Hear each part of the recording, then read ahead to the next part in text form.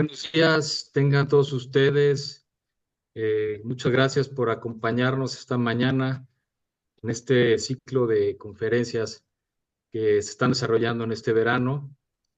Es para mí un honor estar acá moderando por parte de Amitos. Y, y bueno, para no quitar mucho tiempo, vamos a a presentar el día de hoy a el ingeniero Clarke, que viene a presentarnos parte de Partnership. Voy a leer un poco de su biografía. Él terminó su carrera como ingeniero en la Universidad Tecnológica de Sydney y actualmente está haciendo un doctorado en la Universidad de Victoria She's en Melbourne. Tiene más de 12 años de experiencia en soluciones para concreto, en la industria del concreto. Y ha desarrollado lineamientos para macro, para las estructuras de concreto, principalmente losas de concreto reforzadas con cemento, con fibras sintéticas, y ha colaborado en diferentes eh, partnerships internacionales en Australia y otras universidades. Todd es un miembro de diferentes comités técnicos, incluyendo el Working Group 1.8 de ITATEC. Ha tenido mucha participación en él y también de bajo carbono, en el grupo de bajo carbono, de recubrimientos de bajo carbono. Él ha estado involucrado en muchos proyectos donde se utilizan losas de concreto en Australia y en el este de Asia desde 2016. Ha estado promocionando el concreto, el sintético, eh, internacionalmente. Esta presentación pues describe la necesidad de cambiar las vías de balasto a losas de vías de concreto para la infraestructura ferroviaria, concentrándose en túneles, la aplicación de fibras sintéticas macro para reemplazar el refuerzo de acero convencional en losas de vías en túneles está creciendo mucho, por lo que esta presentación revisa el diseño de las losas y su aplicación en el área. También revisará varios estudios de casos de proyecto de todo el mundo donde Barchip ha reemplazado con éxito el refuerzo de acero convencional en proyectos de losa para beneficios significativos en eficiencia y sostenibilidad. Bueno, pues sin más, le damos la bienvenida a Todd. Thank you, Todd, for being this morning here with us. Please go ahead. Perfect. Thank you for the introduction.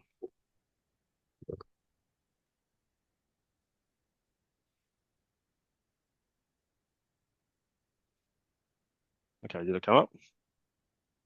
Looks great. Okay. All right. Thank you for having me here today at the Amitos Technical Conference for Summer 2024. As I was introduced, my name is Todd Clarke. I'm the Engineering Manager at Barchip Australia. And today I'd like to go through and talk to you guys about efficient track slab construction through sustainable materials and technologies. So to do that, let's start with a discussion around track construction, railway construction. Ballasted track has traditionally been used in railway construction due to its low initial investment and historical experience. However, it has inferior track stability and is susceptible to weather and natural disasters. Concrete track slab is gaining acceptance for new rail construction, particularly in metropolitan areas. While concrete track slab has a higher initial investment, it also comes with Significantly reduced maintenance, the possibility for tighter curves on alignments, and an overall reduction in life cycle costs. The use of macrosynthetic fibers as track slab reinforcement reduces the upfront investment and improves overall durability and performance. So now let's look at reinforcement of concrete.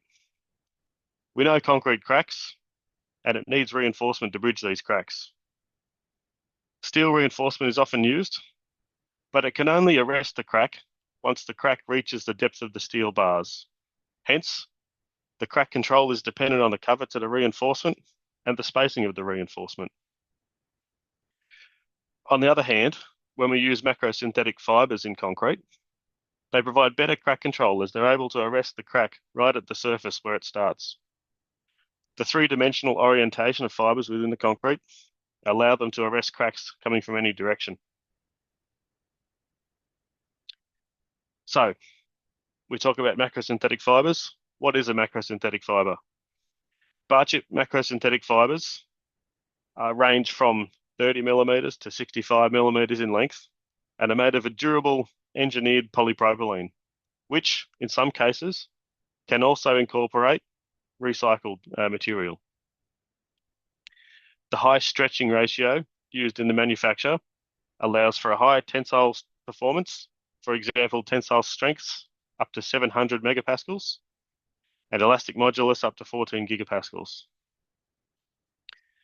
The specifically engineered embossing on the fibers allows them to provide bond over the entire length, and that embossing is specific to the different types of fiber, allowing performance at different levels of crack width or of toughness for different applications. For example, we talk about track slab, we want high performance at small deflections. When we talk about shotcrete, we want the ability to sustain larger deflections of the structure. So what governs the production and the use of macrosynthetic fiber reinforced concrete, or the fibers on their own? On a fiber only level, we have the ASTM D7508 specification, typical for the American market, or in Japan, there's the Japanese standard, you can see there 6208, and also in Europe, the EN 14889 Part 2 standard.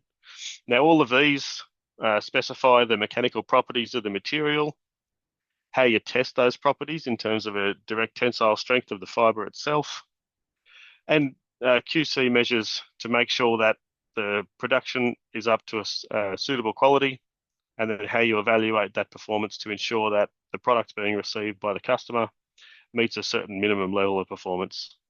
It also dictates minimum mechanical properties required for the polyolefin chopped strand or macrosynthetic fiber to be suitable for use in the market. Going to the next level up, we have the ASTM C1116. Now, this is a typical standard specification for fiber reinforced concrete. So as a homogeneous material of concrete and fibers, this gives guidance on ways to specify the concrete based on dose rate or in particular, depending on performance. So when I talk about performance, we talk about residual flexural tensile strength. And so in this standard specification, it also gives guidance on the different types of test methods that should be specified for quality control of the fiber reinforced concrete. And these are standards such as the ASTM C1609 or the round determinant panel ASTM C1550. And I'll touch on these a bit later. Going back one step, if we go back to that ASTM D7508, it dictates two different classes of polyolefin chopped strand fiber. The first is a micropolyolefin fiber, and these are defined by being less than 0.3 millimeters in diameter. And they're used in applications where we want fire resistance of concrete, so for spalling to reduce the explosive spalling, or where plastic shrinkage crack control is desired. They do not provide any residual strength to the concrete in a hardened state. Macropolyolefin fibers macrosynthetic fibers are defined as being greater than 0.3 millimeters in diameter.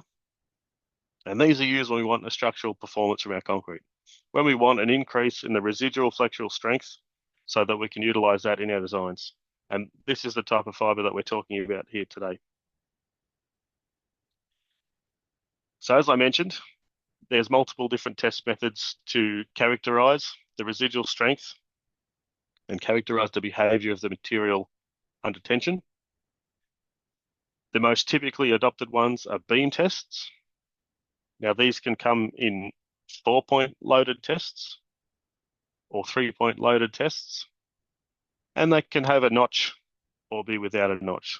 So for example, if we look down the bottom, the ASTM C1609 test is a 3rd-point loaded test with no notch, whereas the European method is a 3-point loaded, so a single load on top with a notch down the bottom. And while they give us the same information, one we plot load versus deflection, the other one we plot load versus crack mouth opening. And by doing this, we can get a stress crack width law, which is then very easily compatible in structural design when we look at using hybrid structures such as reinforced concrete plus fibers. So that's on a macro scale. If we go down to the micro scale and look at how a crack propagates and what fibers do in that space, we'll start from A and work towards E on this image here. So when we're in the micro cracking phase, we're still reliant on the concrete itself. The failure starts as micro cracks around the aggregates and debonding of the paste from the aggregate. Once enough of these micro cracks form, we start to get a macro crack as the micro cracks join together in this space here between C and D. And this is where you see the fibers start to work.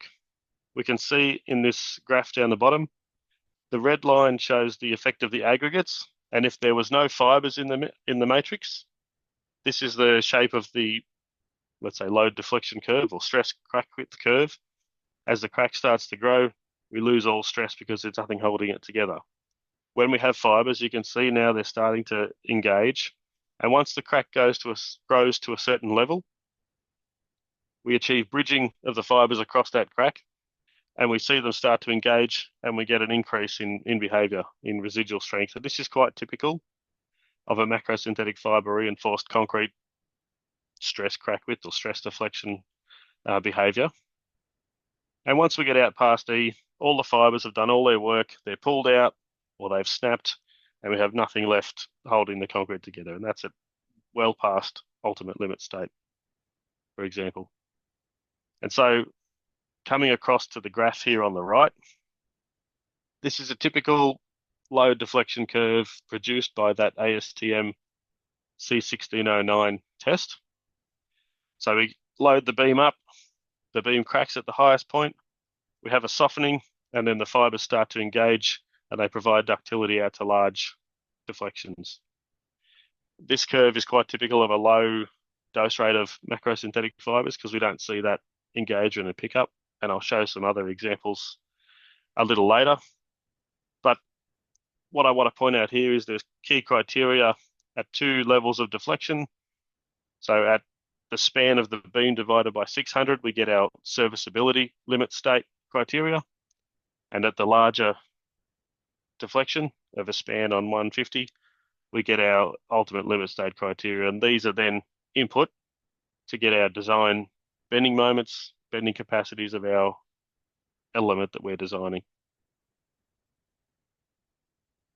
So the next point, there's many fibers available on the market, but they're not all the same. There's differences in the material, there's differences in the tensile strength, there's differences in the embossing, which, as I mentioned before, is quite important to define what that stress strain or what that load deflection curve might look like. Some are UV resistant, packaging changes, and whether or not they have certification, for example, to the CE mark to demonstrate a high level of quality control during manufacture.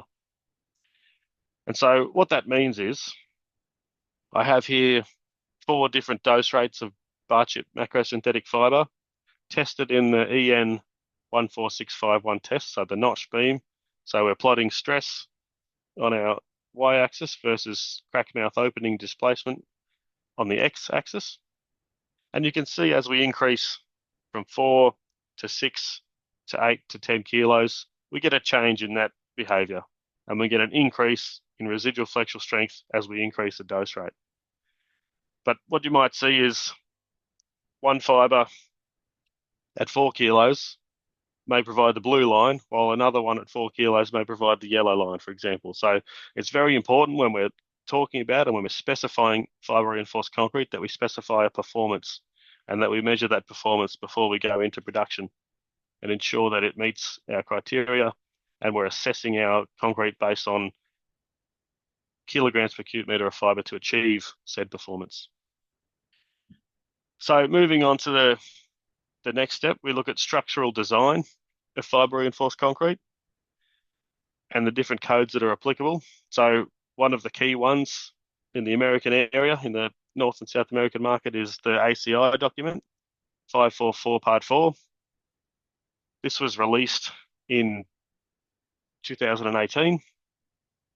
And it's a really good document. It provides lots of great background on fiber reinforced concrete and gives us guidance on designing of bending moments of our fiber reinforced concrete or bending capacities, shear behavior, and designing for hybrid structures where you might have steel bar and fiber combined.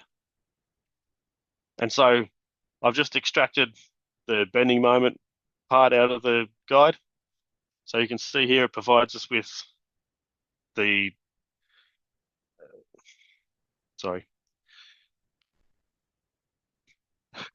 equivalent rectangular stress block, I apologize, of the steel reinforced section. So we can see our rectangular stress block of compression and our tensile zone where the steel comes through. And so I'm sure everyone who's designed a steel structure is familiar with the equation. Our area of steel times by the yield strength times by the lever arm gives us our bending moment for the steel section. So now when we come to fiber reinforced concrete, we have an equivalent tensile block all the way across the cracked zone. And in this case, we're looking at ultimate limit state. We assume that 90% of the section is cracked and we're getting a tensile behavior across that zone, and then 10% is in compression. And so by equating that to the uncracked bending moment, we achieve the equation here, which is the bending stress. Because we're doing a bending test, we get a bending stress, and multiply that by a section modulus, we get our bending moment for the fiber concrete. And then by adjusting the performance, we can get an equivalent moment to the steel and therefore have an equivalent section capacity. Some other codes that are useful to know about and also provide really good background information is the Model Code 2010. And I say that with a pinch of salt because now just freshly released is the new Model Code 2020, which provides even more detail, even more background information to how we might design fiber reinforced concrete structures. And as I'm talking about TrackSlab today, I just thought I'd point out the EN 16432 document, which provides really good guidance on concrete TrackSlab construction and design. So the next level from that analytical method of design is looking at nonlinear finite element analysis. And this gives us the most accurate means of analyzing the performance for a macrosynthetic fiber reinforced concrete track slab. It allows us to account accurately the interaction between the track slab and the subgrade in cases where we build a track on as a slab on grade, for example, rather than in a tunnel. And it also enables us to analyze a wide variety of load cases. In particular, and something that's quite critical for track slab, it gives accurate modeling for fatigue behavior of concrete. And the program that's used by our consultants is a program called Athena. Now, Athena is a really powerful tool for analyzing concrete. It's really good at modeling the cracking behavior of concrete.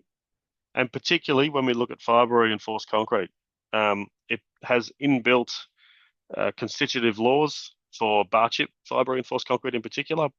And so hence makes it quite a simple process and quite an easy process to get really accurate non-linear analysis of our fibre reinforced concrete track slabs. When we particularly look at tunnels, and I know our conference today is looking at tunneling applications. So when we look at track slab in tunnels, because of the very stiff support, we don't really have too much concern about failure due to bending stresses. We're not getting significant bending stresses in our track slab. But what we see is, particularly due to the restraint caused by the sleepers, we get the risk of shrinkage cracking occurring and those cracks becoming fairly wide. So we want to understand how that happens, and we want to be able to have a good feeling for what those crack widths are going to look like as we get into construction, or before we get to construction. And so the Athena FEA program provides us a really good means to do that. So obviously some important considerations in that analysis are the spacing between joints. So for example, this was done on a project in Australia, and we looked at 7-meter spacing between joints, and we're expecting to observe shrinkage cracking due to the restraint provided, one, by the interaction between the invert layer and the track slab concrete, and two, from the sleepers that are held in place by the rails and will restrain the concrete from moving, therefore having cracks at those re-entrant corners around the ends of the sleepers. So for this project, we conducted an FEA analysis. We used the drying shrinkage development criteria that's provided in the Australian standard in this case, but I do know that a similar model is also available in the Eurocodes, and I dare say it's also available in the ACI documents. So this defines the shrinkage of the concrete over time.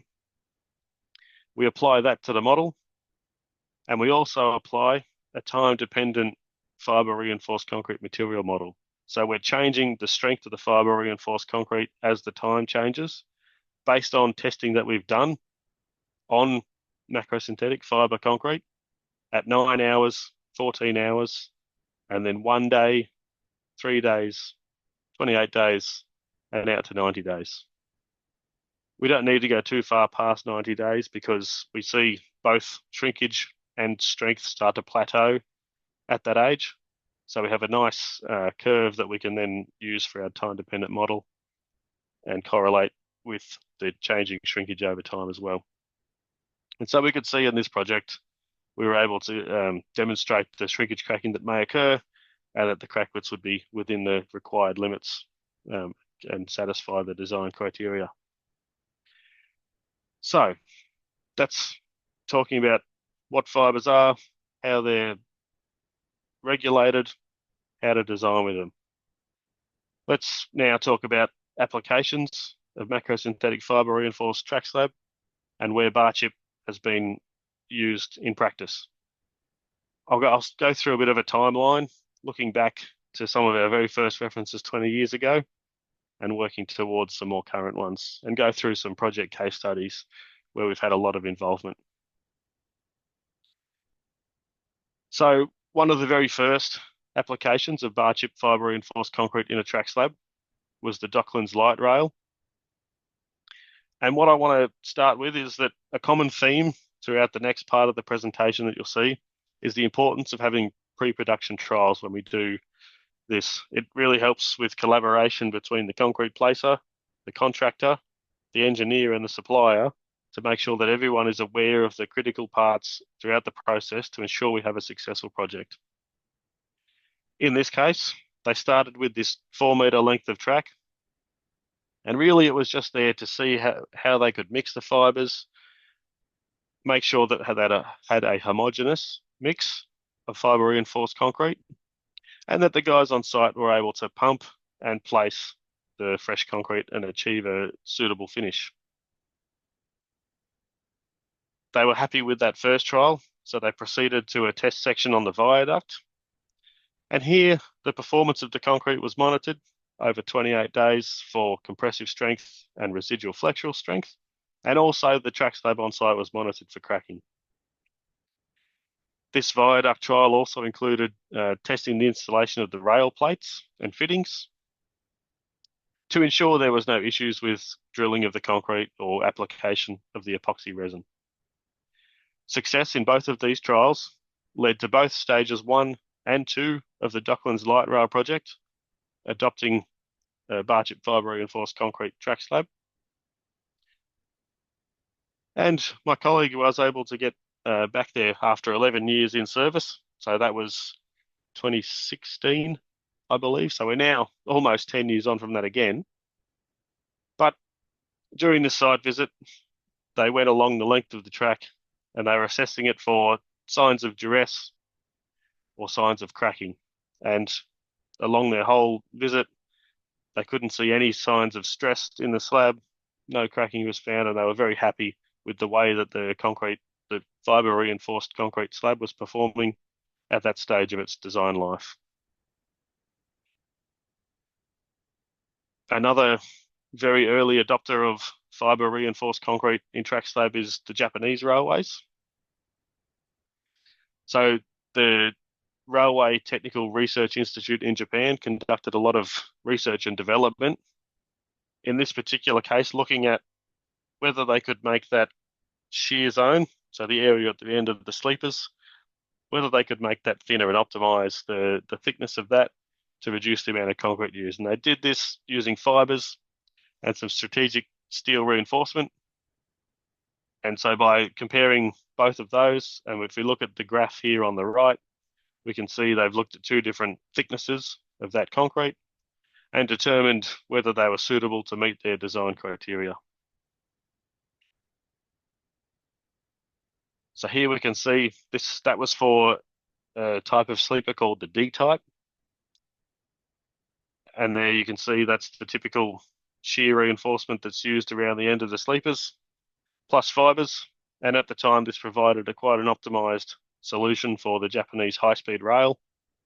And some key projects that we look at are the Oyota Elevated Railway in 2010, the Kumamoto Station in 2014, and the East Kishiwada Line in 2016.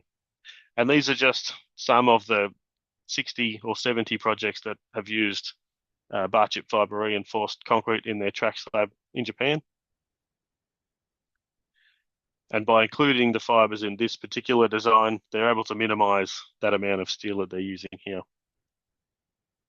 Now, if we come forward in time, very recently, the RTRI has done even more research and even more optimization, and they've developed the S-type sleeper.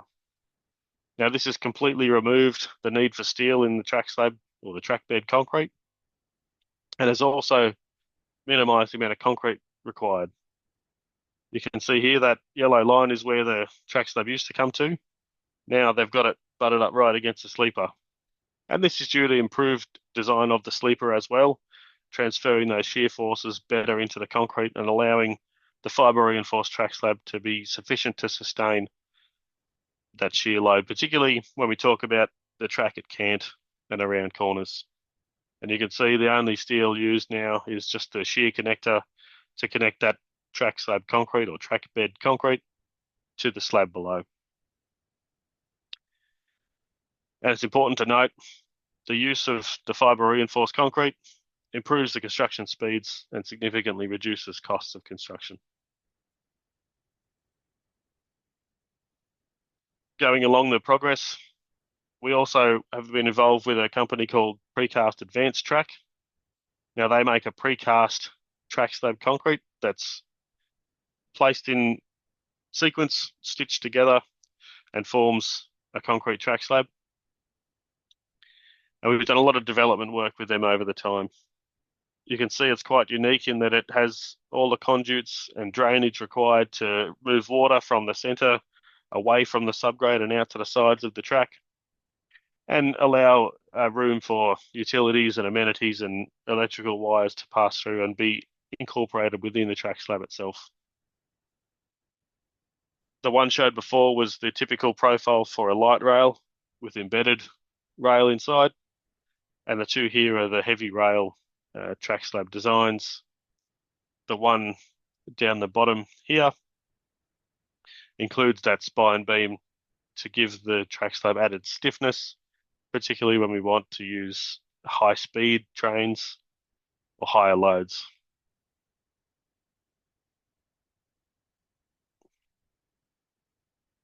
It also adds the flexibility to include, for example, manhole chambers in that larger spine beam. And again, you can see there's many holes there. One is for drainage, so bringing the water out to the sides. The other two, these main holes here, once the track slab is in place on the subgrade, they inject some polyurethane resin underneath, or geopolymer resin, to reduce or to fill the gap between your subgrade and the slab and give it as an adequate, complete and stiff support. And so our involvement here was to do a lot of the design work, and a lot of that was done through the use of the finite element analysis by our consultants, JKP Static, using the Athena program. So this image looks at the model set up on the left there,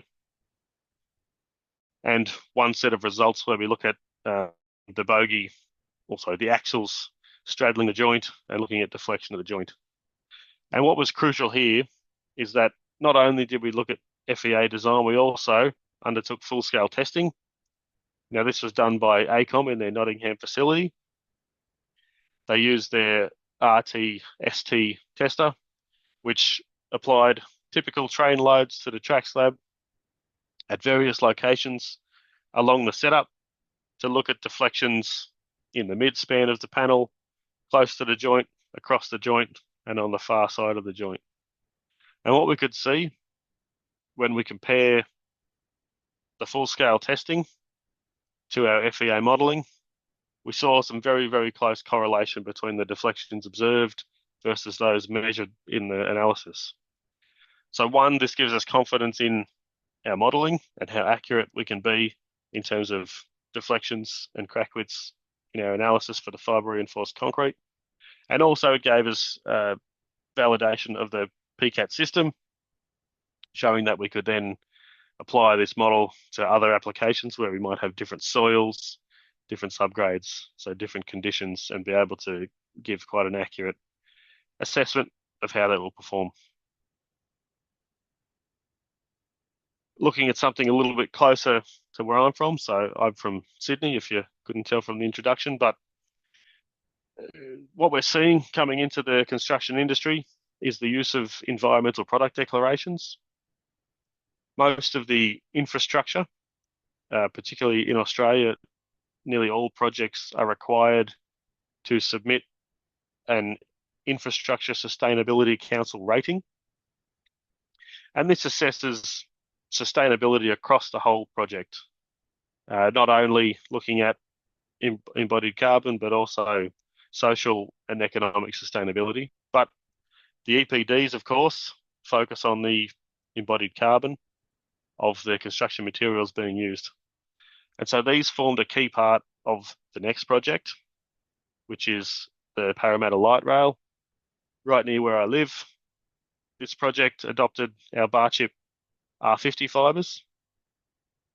You can see using the fibre reinforced concrete, it's quite flexible.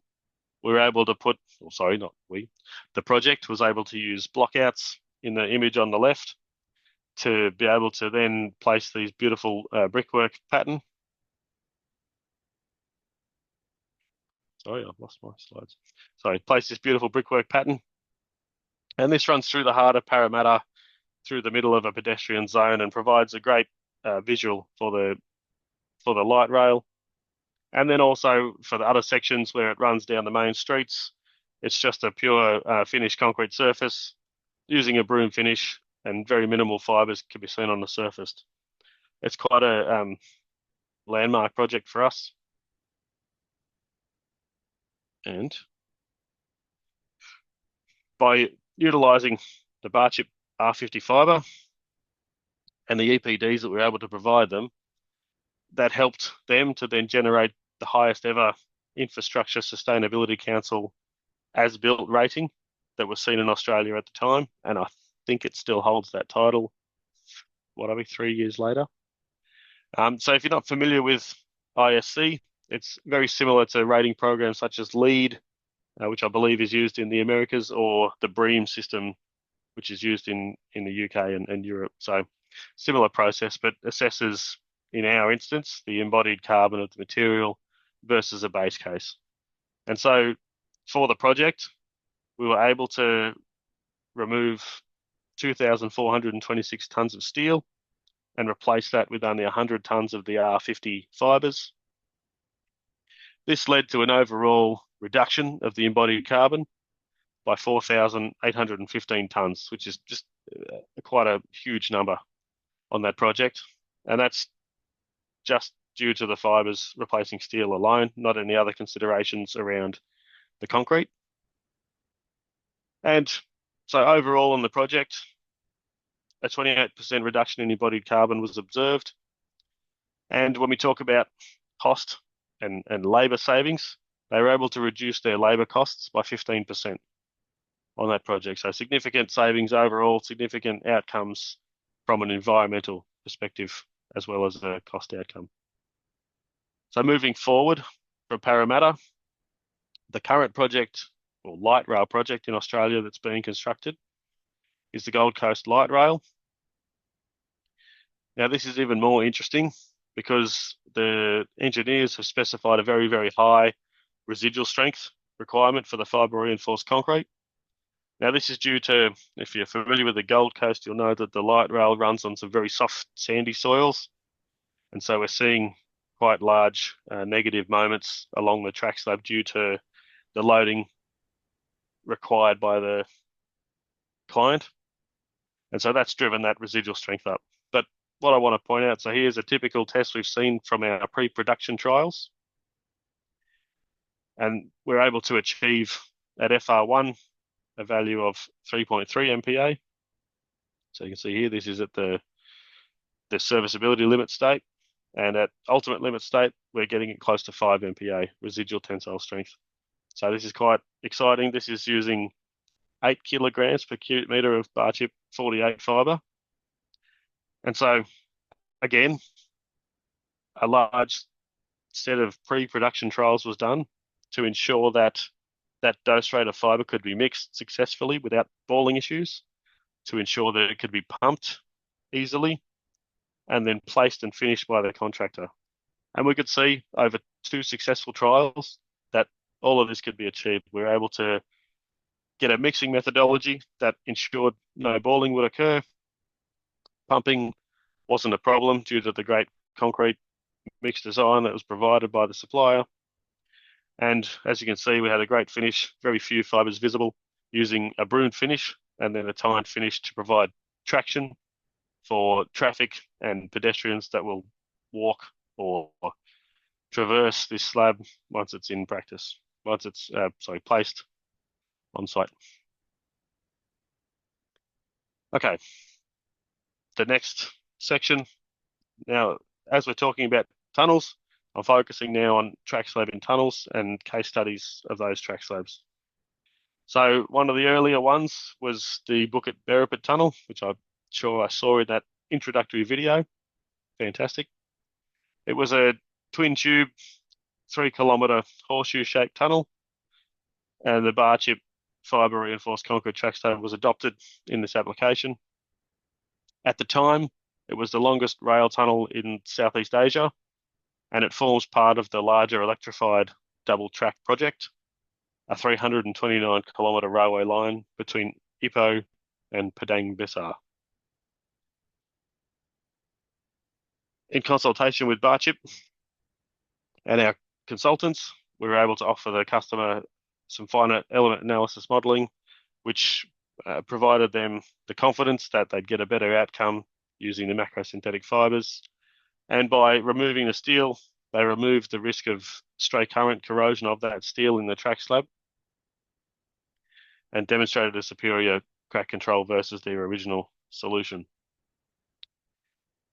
and eliminated any risks they might see of long-term corrosion of that steel. This then ensures the best possible outcome for the asset owners. Looking to the other side of the world, in an American first, they used solely barchip fiber reinforced track slab for the new, New York East Side Access Tunnel. Now, this tunnel connects the newly constructed tunnels in Queens and Manhattan to the existing 63rd Street tunnel under the East River. On completion, over 8 miles of Metro track slab was constructed using the macrosynthetic fiber reinforced concrete. On the project, barchip eliminates the need to place the traditional rebar in a cramped and difficult to access worksite. As you can see, space is quite limited inside the tunnel, particularly when we look at TBM tunneling. And once they've got the escape bench on the side, we're really limited in trying to get materials in. So if we can remove the need for steel, we're saving a lot of time, we're saving a lot of money, and we're making it easier on the builder to construct. Not only did it remove that 50% of, remove the steel and result in cost savings of 50% to the contractor, we also reduced the need to install grounding in the slabs to capture that stray current corrosion, capture the stray current, and eliminated any risk of stray current corrosion to reinforcement in the track slab.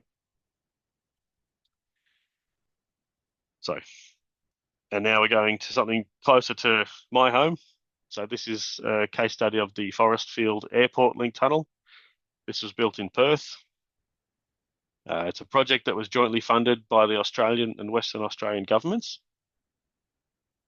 It delivers a new rail service to the eastern suburbs of Perth, connecting the airport using 3 new stations at Redcliffe, Airport Central and High Wycombe. And it forms part of Metronet, who are Perth's rail body. It forms part of their vision to create livable communities connected by world-class public transport. On this project, program and logistical constraints drove the contractor to investigate a change in the track slab design. Originally, it was designed as a continually reinforced concrete pavement.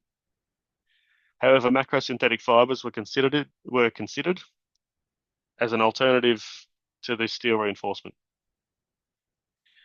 The final design that was implemented on the project used a jointed macrosynthetic fiber reinforced concrete track slab. And through that process, we undertook design checks to ensure that the fibers were feasible for the application. And an example of this was shown earlier with that modeling of the shrinkage cracking inside the tunnel for the track slab. That was done for this project. And I repeat, the importance of pre-construction trials again. There were quite a number on this project. The first that I was involved in was a 300-meter long pumping distance. So one of the key criteria for this project was the necessity to pump fairly long distances. And so we had to make sure that the macrosynthetic fiber reinforced concrete could achieve the distances needed without causing any problems. So this first trial, like I said, 300 meters of pump line, 6 90-degree elbows to try and put the concrete through its paces. On the day, we tested plain concrete, the barchip concrete, and a steel fiber reinforced concrete option. To start the day, the plain concrete and the macrosynthetic fiber concrete trucks were batched at the same time. However, once we got to site, there were quite lengthy delays, and so it was 2 hours before the macrosynthetic fiber concrete could be pumped.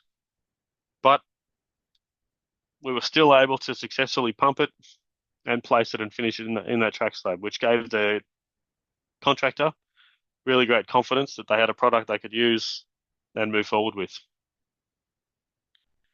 My colleague was able to go back and look at these slabs 1 year after they were constructed, before they got demolished, ready for the rest of construction.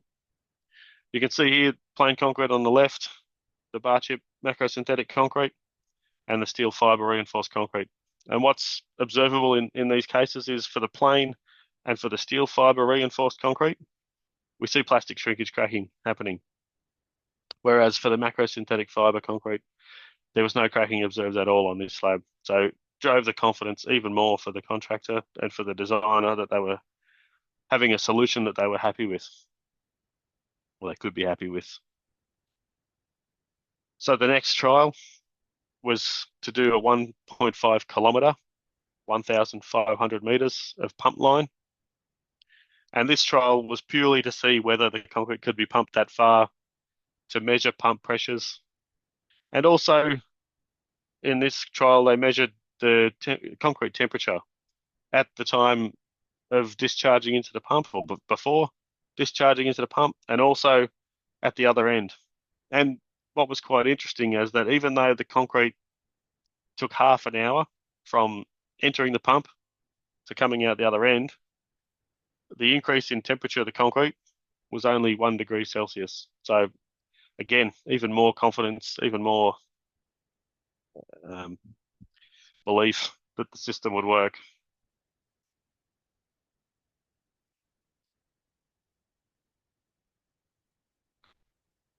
So that's the concrete being discharged into the pump hopper at the start of the day. One key criteria for this project was the use of an Invisia concrete, which is a product local to our market. But what it is a 50% replacement of the ordinary Portland cement with slag. And then, of course, the inclusion of the 5 kilos of macrosynthetic fibre. These two led to huge sustainability benefits for the project, both in reduction of cement and also replacement of steel. The concrete's then pumped through 125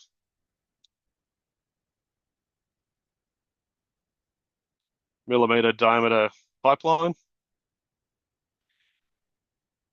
with some key criteria for the project being a specified slump of 200 millimeters. Now, in Australia, at that slump, you're allowed a variation of plus 40 millimeters or minus 40 millimeters. But due to the restrictions on the project and the necessity to have the concrete be stiff enough to finish at the required cant, so obviously different levels as the track slab needs to go around the turns, they had to be very, very strict with that slump. And so the range that they worked out was acceptable was 180 to 200, so a very tight window.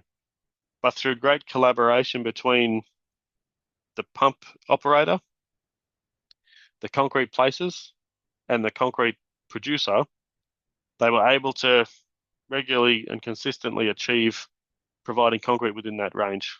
And this helped the project run smoothly.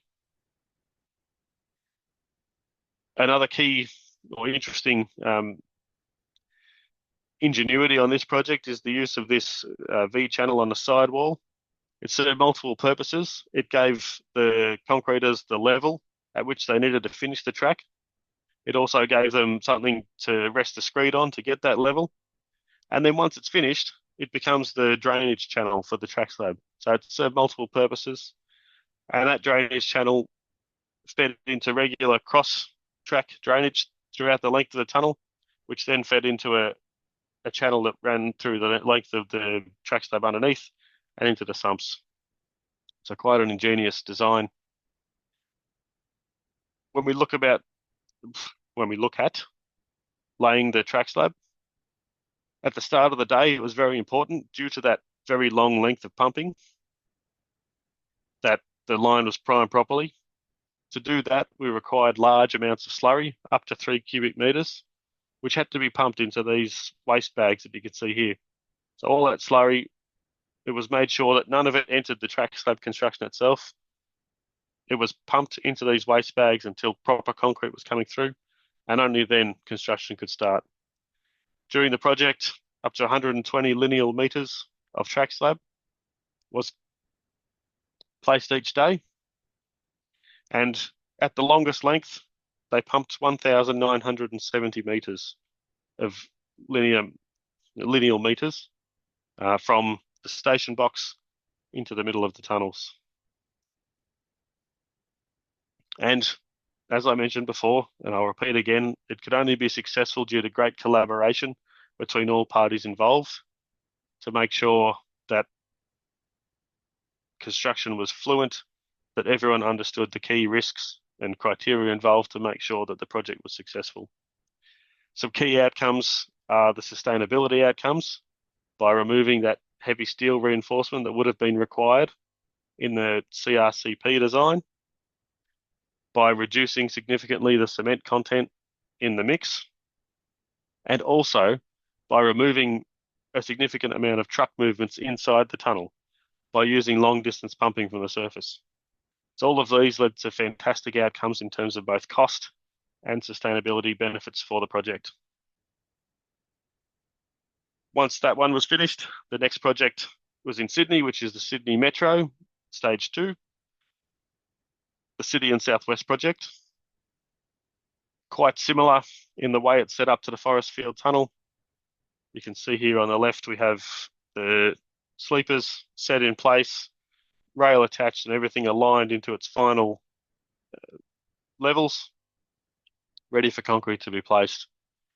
Crack inducers used at regular intervals, and we can see here on the wall the level where the concrete was to be finished to. A different approach to drainage, I'll show you later. And then here, just another nice video of the concrete entering the pump. And one key difference in this project was due to the much larger distances between stations, they couldn't, in this case, pump everything from the surface. So some cases, the pump had to be located inside the tunnel, and therefore concrete had to go through drop pipes into tunnel agitators and then into pump hoppers. This adds another level of complexity to the project, making the concrete do a lot of things and can lead to some issues. So it's really critical to make sure that, again, collaboration between all parties throughout the process is there to make sure that we can avoid as much as possible any issues on the project. For this project, similar slump to the Forest Field project, 180 millimeter slump, and you can see here the concrete being placed into the track slab around the sleepers. And on the right, we have a nice image of the finished tunnel. And what you can see here for this project is that the drainage was, rather than being cast into the side of the wall, it was troweled in this instance, troweled into the side of the, or next to the rails to form V drains down both sides. So similar but different. Everyone has a slightly different approach. Finally, we look at the most recent track slab in tunnel, which was the Melbourne Metro project. This was the first in Australia to adopt a precast track slab system inside their tunnel environment. However, like with the sleepers, when you set your rail levels to their final, set the rail to its final levels, there's still a gap below that precast track slab that has to be filled by a concrete mix to give proper support between the invert slab and the base of that precast system. The original design utilised conventional steel reinforcement. However, at places where there was significant cant in the track, the thickness of the bottom edge was down to almost 35 millimeters. So very hard to achieve the right cover requirements for that mesh. You're asking the concrete to do a lot to get not just into that space, but then around the mesh as well. So the contractor saw those risks and came to us seeking an alternative solution using macrosynthetic fibers. And so we demonstrated the equivalent capacity of the macrosynthetic fiber that we were providing would be equivalent to the performance of the originally designed steel reinforced section. And so a flowable concrete was used. And when I say flowable, we talk about a spread test rather than a slump now. So for this project, we had a 650 spread, which was anywhere, so it could be anywhere from 600 to 700 millimeters on a flow table. And again, in this case, we had up to 1 kilometer pumping distances. So you can see here with the image on the right, we have our pump line set up along the track slab, ready to be poured. And so once the concrete got to its location, You can see in these panels there's two boxes, one at either end, where the concrete was poured in, and it then had to be able to flow in that hole and encompass the whole area and make sure that complete support was provided for that track slab. So could only be done with a highly flowable mix, and the fibers enabled, like I said, the elimination of the steel reinforcement from that concrete and any risks associated with not being able to get that concrete to fill completely and voiding in the area. This process was successfully completed for over 20 kilometres worth of concrete track slab on that Melbourne Metro project. So to summarise all of that,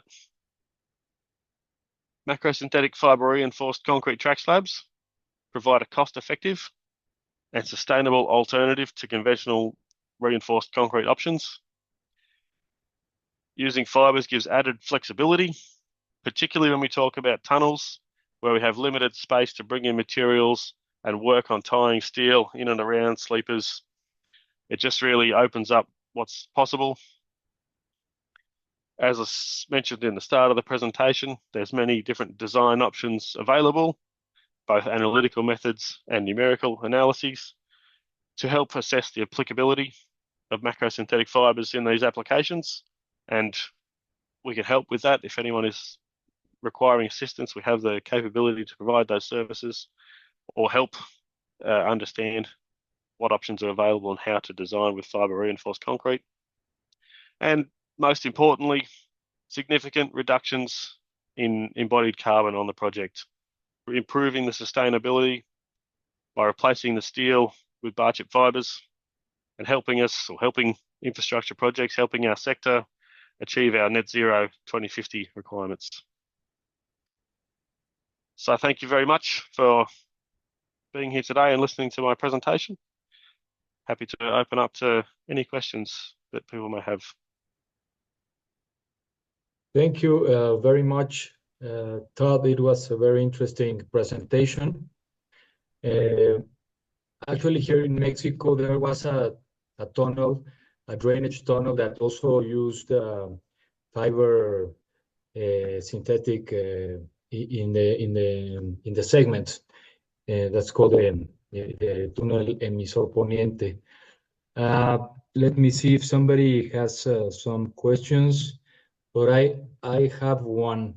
Once the slab, you have to induce a crack, right?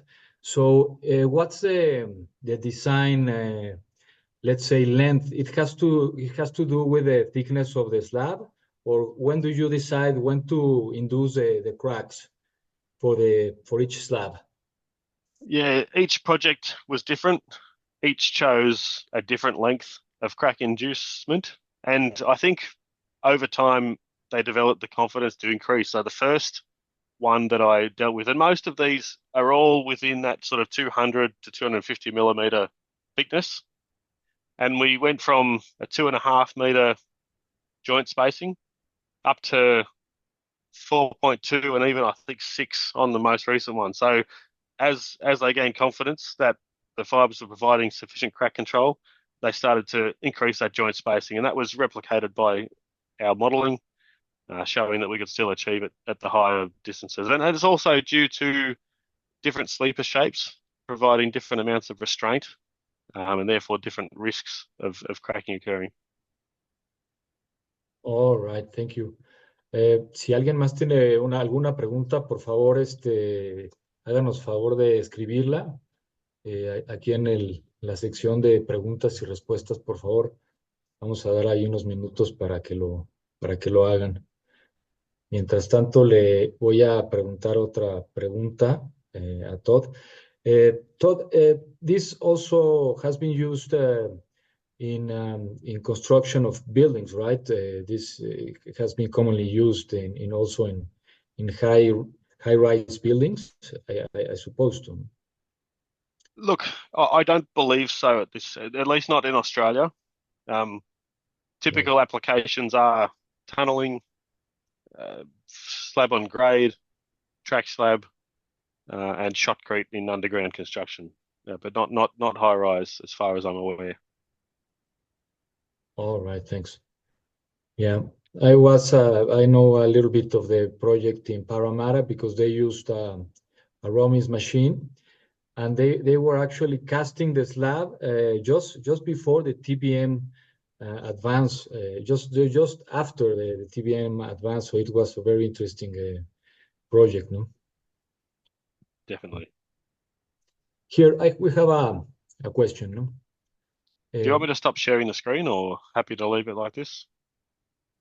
Yeah, you can stop. It says I'm going to try to translate uh, along the time at the length of the time of the element as a slab for railroad.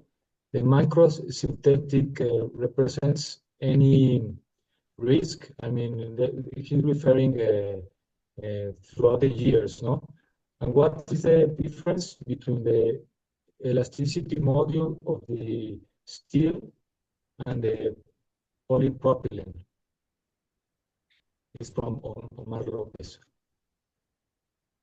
So 2 questions. What's the difference in the elastic modulus? Yeah.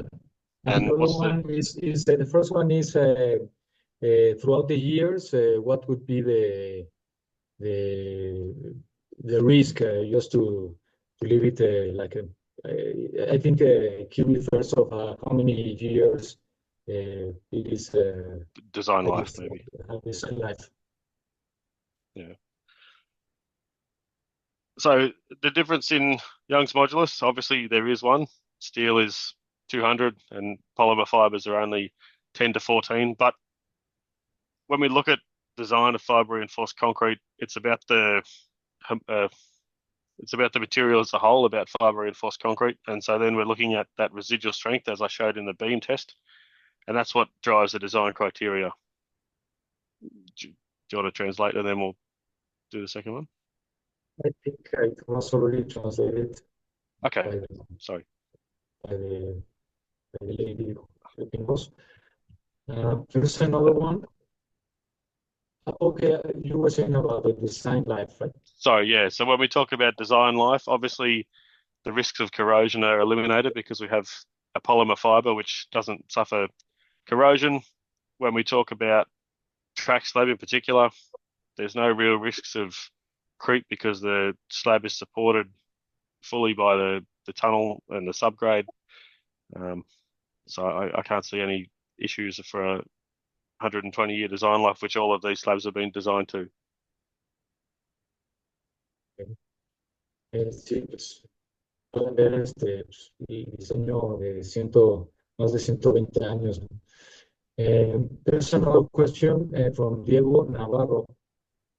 These applications have been applied to mines where they have a seismic or earthquakes, and how many, and if it has helped in any to minimize the damage at these job sites. He's referring about the seismic events in mines, if it has been used in that application. Look, it's certainly got a wide usage in the mining industry. And obviously, when we look at particularly deep mines, you'll have often risks of seismic events.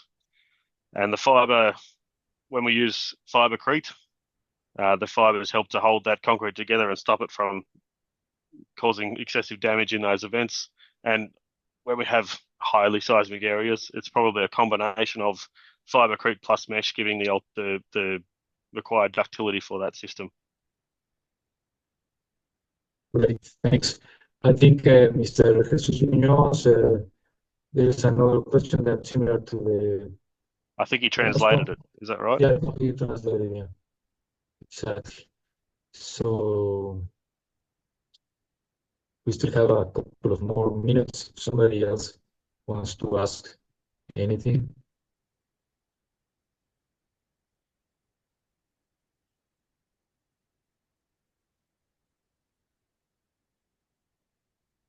Well, I think there are no other questions, we just like to thank you on behalf of Amitos again, Mr. Todd. Thank you for a very interesting presentation, and thank you very much. And have a good day. There's another one from Veronica. Just entered. Good day to all. Doctor, in relation with other methods, what is the maintenance and how often you have to be done, if there's any maintenance involved on the slabs? If I'm being honest, I haven't been involved in any maintenance of any of the projects we've done yet, but they're only at the start of their design life. So I expect there will be some, and it's written into the design contract and the contractor's package what that looks like over time. I expect, possibly there might be some to do in the future if there's an area where perhaps you do get a crack that's more significant than you expect. You might have to go and seal that crack or do rectification works, but that would all be built into each project's maintenance plan. All right. Verónica, espero que lo hayan traducido de la manera correcta. Por ejemplo, si salió alguna grieta, habría que considerar la reparación con un cierto método, etcétera, pero que no ha estado muy involucrado el doctor en este tipo de mantenimientos. Claro, perdón, Roberto, me gustaría hacer un aporte ahí sobre esa pregunta. Adelante, Jesús. Ya, yo creo que la pregunta es cuál es la diferencia entre, tal vez en el ciclo de vida de diseño y mantenimiento entre un sistema tradicional y una losa, digámoslo así, que está sometida a los efectos de fatiga con concreto fibro The reforzado, ¿no? track slab with Evidentemente, reinforced el concrete. Of porcentaje de course, mantenimiento the que estás maintenance poniendo a las losas es percentage menor that que en un you are sistema giving tradicional, to pero no quiere the decir slabs que is eventualmente greater lo than sustituyas, ¿no? a Y eso traditional tiene muchísimo que ver system, con and el this hecho has to del do a diseño lot y with the del costo, fact porque tú with the puedes, para ser design and the competitivo, cost, diseñar en because una in order to be losa competitive, fibroreforzada que you obviamente have compitas con una losa, digámoslo así, use tradicional, a en este caso una losa hydro supervielle, reinforced de una slab manera con un refuerzo tradicional. Sí. rather than Viene a siendo traditional un porcentaje de ahorro, reinforcement, correcto. and Entonces, there si we tú would consideras have una vida útil savings. If sin you are taking mantenimientos, into pues evidentemente te va a consideration aumentar el espesor o la cuantía de fibra. Entonces termina siendo no tan competitivo maintenance o less saliéndote de life, menor you costo. would have to Entonces use tiene another mucho kind que of ver esta reinforcement. relación So entre las dos. No sé si that is sort aclaro of a un poquito la duda, relationship porque creo que iba between both. I dirigida don't hacia know if ese that lado, ¿no? clarifies your De doubt. acuerdo, I think the Jesús. question Muy was clara that. la respuesta. Yeah, thank you very much for your answer, Jesus. Sí, correcto. Comenta Verónica que sí. Yes, Veronica is saying that yes, that De clarified acuerdo, her pues los doubt. invito a contactar a Archie Okay, para alguna otra pregunta. Jesús Muñoz está aquí en México, tienen oficina de representación. Jesús Entonces, cualquier Muñoz cosa, pues, por favor, ahí le is entregan in sus Mexico, datos and en el internet. if you have Adelante. any doubts, Muchas gracias. you have his Jesús. contact information Thank you very there. much. Please get in Be touch safe. with him. Hemos terminado la presentación. Gracias. Hasta luego. Perfect. Gracias. Thank you for having me. Thank you. Take care.